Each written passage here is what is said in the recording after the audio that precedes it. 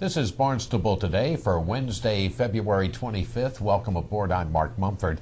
And just a quick reminder that the stories we cover are available on demand at the town's website, town.barnstable.ma.us. The Airport Commission approves a contract for the new airport manager. That's our lead story. Thanks for joining us. I'm Kevin Friel. After an executive session last night in the airport conference room, the Commission reconvened in open session.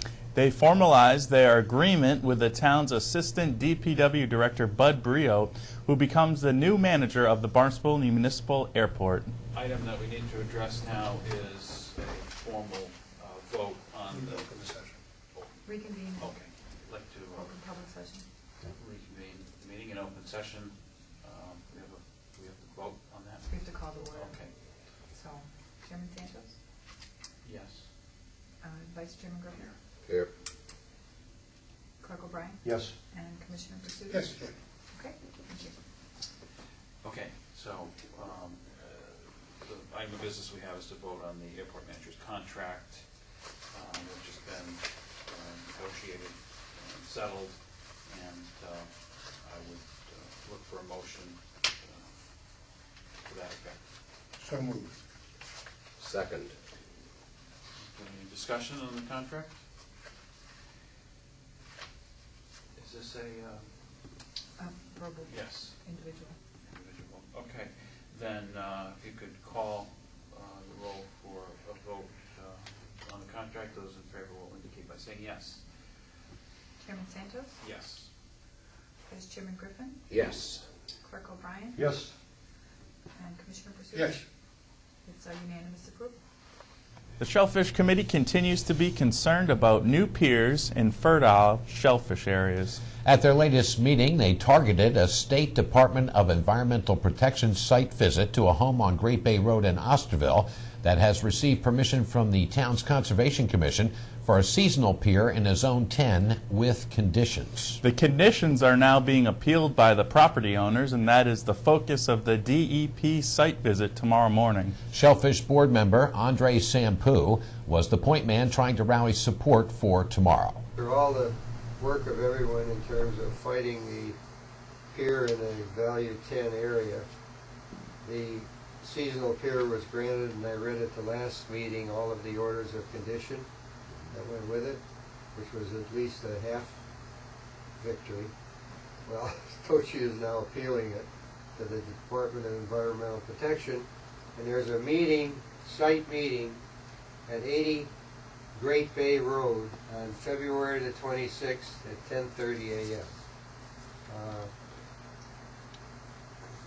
I believe Stuart wrote a letter from this committee objecting to that. I know Tom's letter object to the pier there.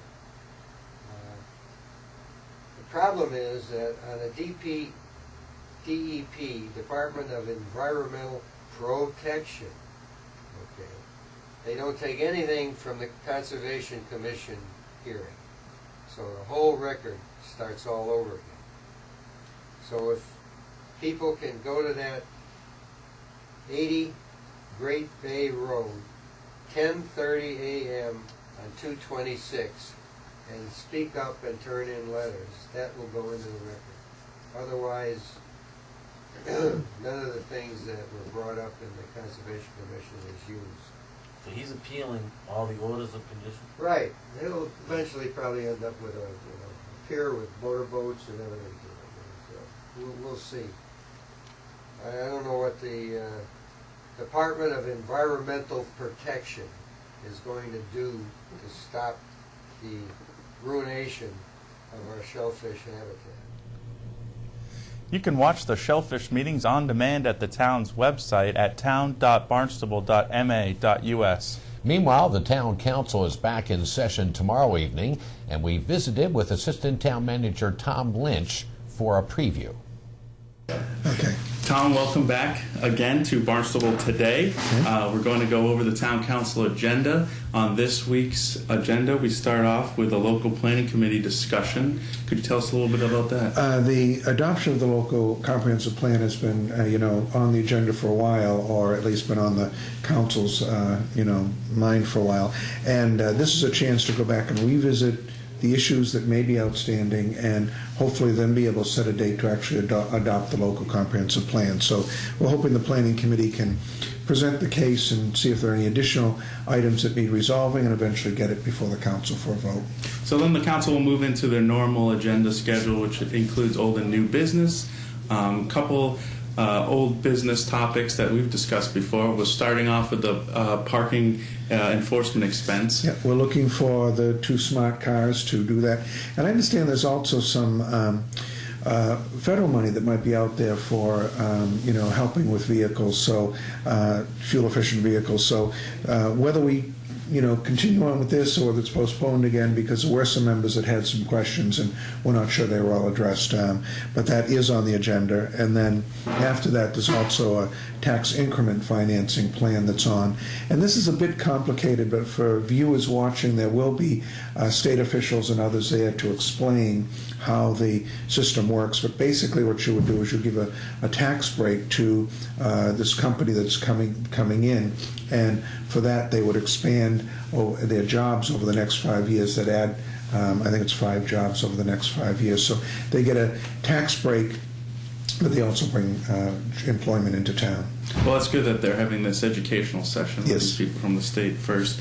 And then moving into new business, Tom, there is an acceptance of a $1,000 mini grant from the Cape Cod Chamber. Could you tell us about that? We're pleased that the Cape Cod Chamber again this year is going to support the Harbor Year Arts program that we do down on Azleton Park, and trying to create that arts district. So there are a variety of people that contribute, and we thank the Cape Cod Chamber for their support. The Harbor Year Arts website can be found on the town's website. It's easy to access. It's about halfway down on the right-hand side. So if anybody's interested in learning more about Harbor Year Arts, you can find it right there. Excellent. And then moving on to an appropriation for cemetery equipment. Yeah, there are 3 more items that will be referred to public hearing next for the March 5th meeting. Because of school vacation, we're kind of back-to-back on our town council meetings. One is some cemetery equipment that would come out of a special fund. There's a trailer and some other grave digging equipment they're looking for to upgrade. There's an appropriation for veterans benefits. I'm sure Sid Chase will be there to explain how that system works, but he's had a lot more individuals applying for care, and we will, probably have to go into our savings account to help with that. And then there's an appropriation for the Hyannis West Elementary School that had a hazardous waste cleanup last fall that the superintendent dealt with, and the town's going to help out with, covering those costs. But each of those 3 items will be referred to public hearing, and the public will have a chance to see at the next meeting just what the issues are on those 3 ordinances. Certainly going to be a busy schedule for the town council. Tom, is there anything else you'd like to add out to our viewers today? Well, I think, the one quick thing would be that folks here are hearing a lot of things about the stimulus package, and now that it's passed the federal government, are we getting money? And we're getting indications that we are in line for certain wastewater monies, and there are some school money that's coming down, and we think under special ed. We're hearing getting these various reports, but until we're able to, actually see the letter from the authorizing agency and know that the money is coming, we're a little hesitant to say just exactly how we're going to get it. And I think the state's still sorting some of that out. On the meeting schedule here in town tonight, it's the Old Kings Highway Historic Committee at 7 o'clock in the West Barnstable Community Building. Thanks for joining us today. I'm Kevin Friel. We'll meet you right back here tomorrow. I'm Mark Mumford.